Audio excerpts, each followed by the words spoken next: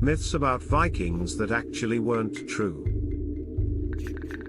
Unraveling the truth, debunking Viking myths and legends. Tall, blonde, and fierce with icy blue eyes, adorned in fearsome horned helmets, the Vikings have been surrounded by myths and misconceptions. Since their earliest incursions in the British Isles during the late 8th century, these Norse seafarers have captured our collective imagination, influencing various art forms like operas, movies, novels, comics, and even video games. Distinguishing fact from fiction in their history has become a formidable challenge, as ongoing research continually unearths artifacts and explores their origins. Recent discoveries have shed new light on the Vikings' legacy, crediting them as the first Europeans to reach the Americas over 400 years before Columbus. Additionally, DNA studies of Viking remains reveal surprising diversity within their ranks. Continual excavations unearth valuable treasures, such as a recent jewelry trove found outside Stockholm, fueling our enduring fascination with these ancient raiders. As archaeologists piece together the puzzle, we delve into some of the enduring myths and legends that have shaped our perception of the Vikings. Myth busted: the Viking civilization wasn't a singular entity. Contrary to popular belief, the Vikings were not a unified nation but rather comprised small groups led by elected chieftains. These tribes, residing in what we now know as Scandinavia, occasionally collaborated to organize raids on foreign lands. The term Viking does not denote a specific people, instead, it refers to an activity. During the Viking Age, which spanned 2 centuries, most inhabitants of northern Europe were involved in various pursuits such as fishing, farming, trade, and crafts.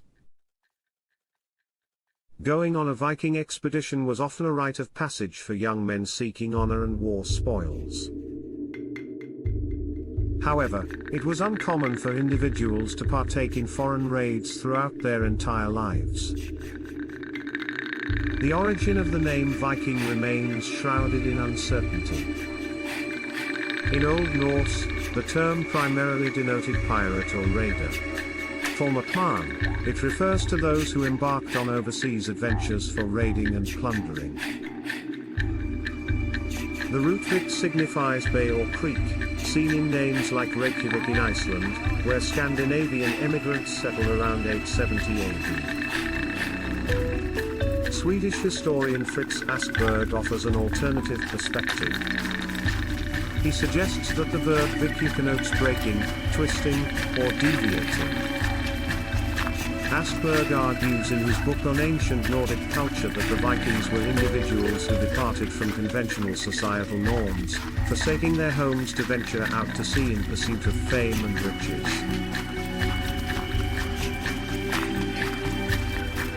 Myth busted: the perception of Viking cruelty. Historical accounts have portrayed the Vikings as exceptionally cruel and ruthless. Descriptions of their actions often depict terror and brutality. One such account speaks of the Vikings pouring the blood of saints around altars and callously trampling the bodies of the saints in temples, likening them to dung in the streets. However, it's essential to consider the context and perspective from which these accounts were written, as biases and exaggerations may have shaped these portrayals. The frightful account of the Lindisfarne Priory attack, written by scholar Alcuin of York in 793 AD, marked the onset of the Viking Age in Europe, spanning over 250 years. Undoubtedly, the Vikings instilled fear, but historical experts assert that violence was prevalent during those times.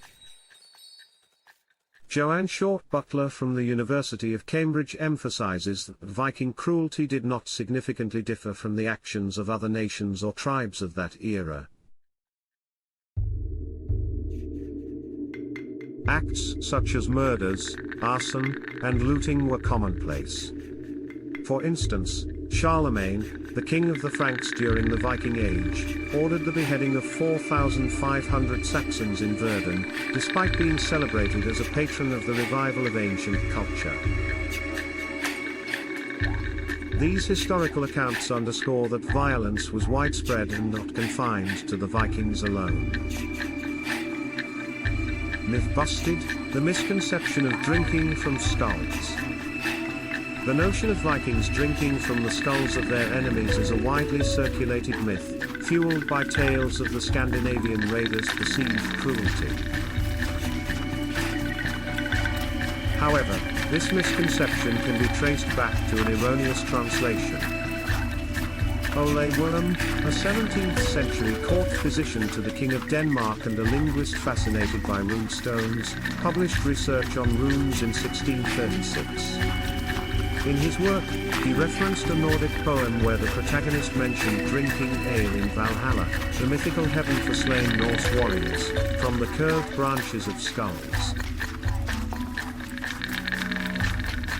However, the poet was metaphorically alluding to the horns of animals, which resemble branches growing from their skulls. Unfortunately, the court doctor's Latin translation misinterpreted the phrase, adding to the Vikings' negative reputation. He translated it as ex cranii eorum quos cessiderunt, from the skulls of those they killed. This mistranslation contributed to the false belief that Vikings engaged in such macabre practices. In reality, the act of drinking from skulls has been reported in other cultures, but it has inaccurately become synonymous with the Vikings. Myth busted: the myth of the blood eagle ritual. The Vikings have been accused of a horrifying ritual known as the blood eagle, where they allegedly left a gruesome mark on their living victims. In this ritual, the ribs were cut from the spine and outstretched, exposing the chest. The lungs were then extracted and arranged to resemble wings, possibly symbolizing a flight to Odin, the main god in Norse mythology. However, this belief has faced skepticism, as the first reference to the ritual came from a skaldic verse, a form of Norse poetry that often employed poetic license. Eleanor Rosamund Barraclough, a medieval history professor at Durham University, suggests that the blood eagle may have been misinterpreted too literally due to poetic interpretations. Additionally, Roberta Frank from Yale University questions the ritual's authenticity, believing it might have originated with early Christian Scandinavian writers aiming to discredit their pagan ancestors. In recent times, scientists from the University of Iceland and England's Keele University conducted research to determine if the bloody eagle could be performed on a live victim. They concluded that while it may have been anatomically possible with the tools available at the time, the victim would have succumbed to blood loss or asphyxiation during the early stages of the torture.